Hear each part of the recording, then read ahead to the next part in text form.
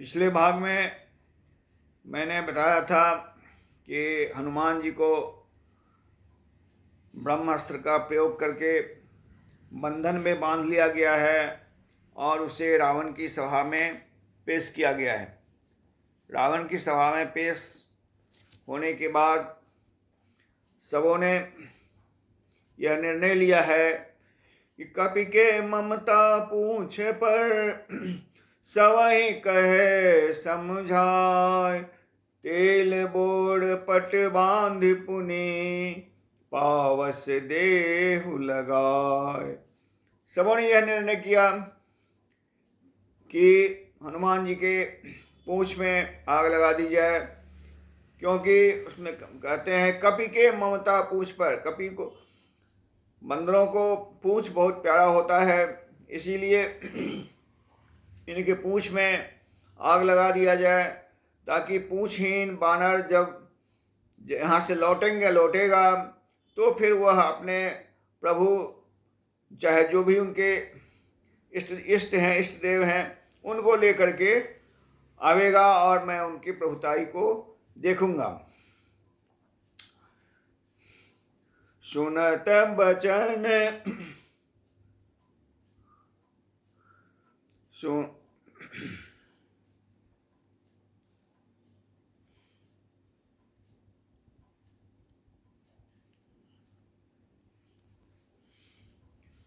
सुनत बचन सब रावण बचना, लागे रचे मूढ़ सोई रचना। रहा ना बसन रहा ना नगर, बसन घृत तेला। बारी पूछ किन्ने कपि खेला, बारी पूछ किन्ने कपि खेला। अपने पूंछ को वह हनुमान जी इतना बढ़ा लेते हैं कि लंका का, नगर का जितना भी कपड़ा और घी था सब खत्म हो गया। कौतुक लागी आए पुरवासी, मारहि लात करहि सब हासी। सभी जो है इनको माने कोई मारता है, कोई कुछ करता है, चिढ़ाता है। बाजत ढोल देती सब ताली, नगर फिराए पुनि पूछ प्रजारी। पूरा लंका में इनको घुमा करके और क्या किया गया है कि इनके पूंछ में आग लगा दी गई है। पावक जरत देखी हनुमंता, भय सो परम लघु रूप तुरंता। वो तुरंत जो है देखे कि जो हमारे पूंछ में आग लगा दिया है तो वो बहुत लघु रूप धारण कर लेते हैं। नींबू के चढ़े कपि कनक अटारी, भयो सभीत निशाचर नारी। देह विशाल परम हरुआई, मंदिर ते मंदिर चढ़ी जाई। वह अपने शरीर को काफी विशाल कर लिए हैं और वह एक घर से दूसरे घर दौड़ते हुए जा रहे हैं।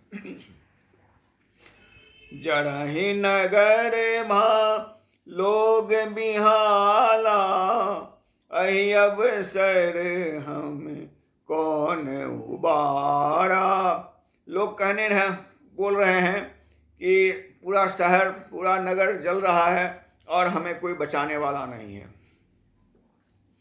हम जो कहा यह कपि नहीं होई, बानर रूप धरे सुर कोई।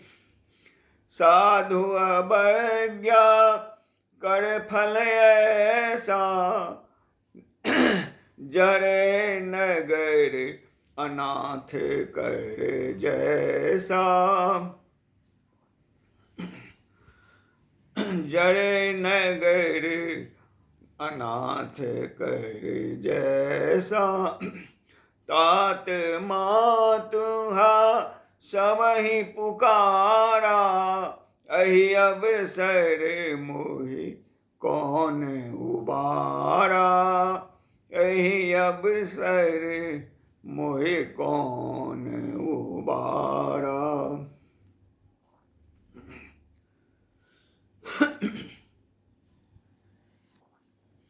जारा नगर निमिषिक माही, एक विभीषण कर गृह नाही, ता कर दूत अनल जहि सिर जा, जरा न सोते ही कारण गिर जा। विभीषण हनुमान भक्त थे, केवल उनके घर को छोड़ करके बाकी सभी घरों को उन्होंने जला दिया। उलटी पलटी लंका ते ही जारी, कूदी पड़े पुनि सिंधु मझारी।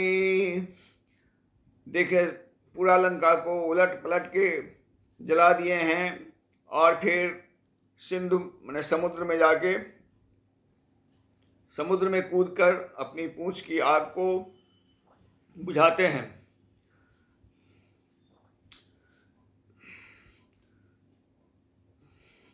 पूछे बुझाई खोई श्रम, धरि लघु रूप बहोर, जनक सुता के सामने ठार भयो कर जोर। पूंछ बुझाने के बाद वो फिर से अपना शरीर जो विशाल कर लिए थे उसको फिर से सामान्य रूप में ले आते हैं और पूंछ जलने से जो उनको कष्ट हुआ था, पूंछ बुझाई खोई श्रम, पूंछ बुझा करके अपना जो थकान था उसको उतारे हैं। धरि लघु रूप बहोर, जनक सुता के सामने ठार भयो कर जोर। सीता माता के सामने खड़े होकर के, कल जोड़ करके खड़े होकर के कहते हैं, मातु मोहि दीजय कछु चिन्हा। ए माता, आप भी मुझे कुछ पहचान दीजिए। जैसे रघुनायक मोहे दीन्हा। जिस तरह से लंका आते समय में भगवान राम ने एक पहचान के लिए मुंदरी दिए थे, जिसको मैं लेके आया था और आपको पहचान स्वरूप दिखाया था, इसलिए आप भी मुझे कुछ पहचान स्वरूप दीजिए। चूड़ामणि उतारी तब दयायो, हर्ष समेत पवन सुत लयो।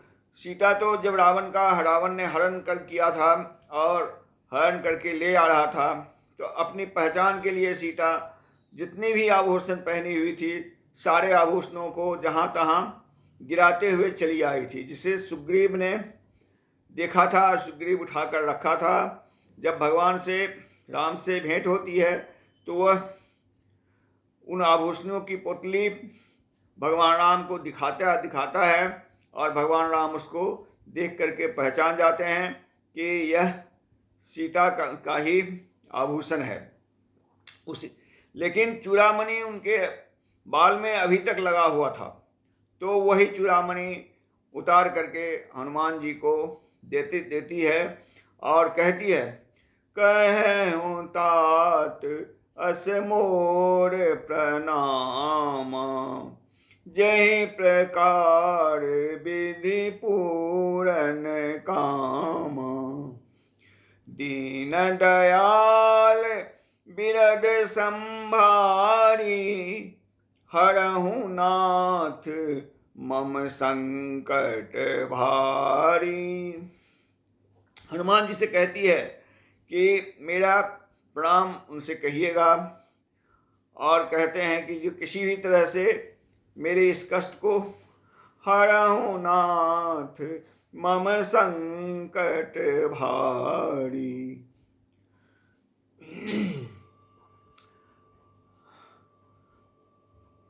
हरहु नाथ मम संकट भारी। फिर कहती है, मास दिवस महु प्रभु नहीं आवा। तो मोहि पुनि जियत नहीं पावा। कहु कपि कही विधि राखहु प्राणा। भयहु तात मोह कहु जल जाना। हनुमान जी को कहते हैं कि तुम तो मेरे पुत्र के समान हो, अब तुम ही बताओ कि मैं किस तरह से अपने प्राण को रखूं। मुझे तो यहाँ कहती है, कहु कपि कही विधि राखहु प्राणा। मोह को सोई दिन नहीं। तो मैं देखी शीतल भई छाती। तुमको देख करके मुझे मेरा हृदय में थोड़ी सी शीतलता आई है, लेकिन तुम्हारे जाने के बाद फिर तो वही स्थिति होगा। मोह कहूँ पुनि सोई दिन सोई राती। मेरे लिए तो फिर वही दिन वही रात होगा जैसा तुम्हारे आने के पहले था। बहुविधि जनक सुतहि समझाए कपि। बहुविधि धीरज दीन। चरण कमल स्पिर नाय पुनि। गवन राम पद कीन। बहुत प्रकार से सीता माता को समझा करके फिर उन्हें प्रणाम करके भगवान राम के दरबार में भगवान राम के यहाँ वो प्रस्थान करते हैं। और प्रस्थान करते समय में चलती महाधुनि गर्जसी भारी।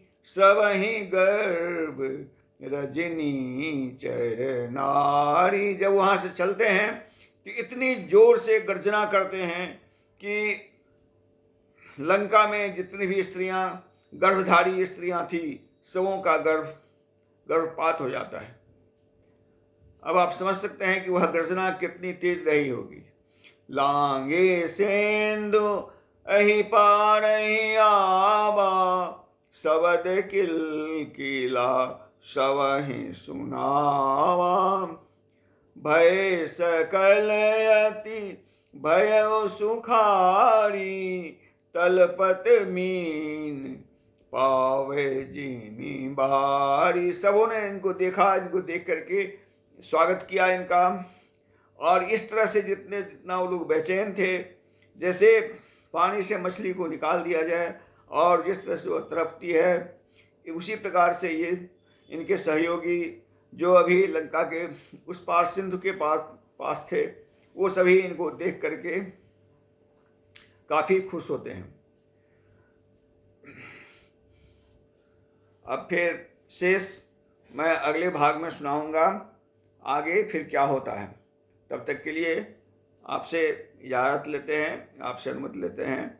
मेरे इस चैनल को जिन्होंने अभी तक सब्सक्राइब नहीं किया है, कृपा कर इस चैनल को सब्सक्राइब करेंगे। मैं रामायण के बहुत से प्रसंग को आपके समक्ष रखूंगा। अगर आपको पसंद होगा तो इसको लाइक करेंगे और मेरे चैनल को सब्सक्राइब करेंगे तथा अपने मित्रों के साथ इसको शेयर भी करेंगे, ताकि मुझे हौसला बढ़े कि मैं जो लोगों के समक्ष अपनी भावना को रख रहा हूँ, लोग उसको पसंद करते हैं और मुझे इससे आगे भी सुनाने के लिए प्रोत्साहन मिलेगा और मैं आपको इसके आगे भी सुनाऊंगा।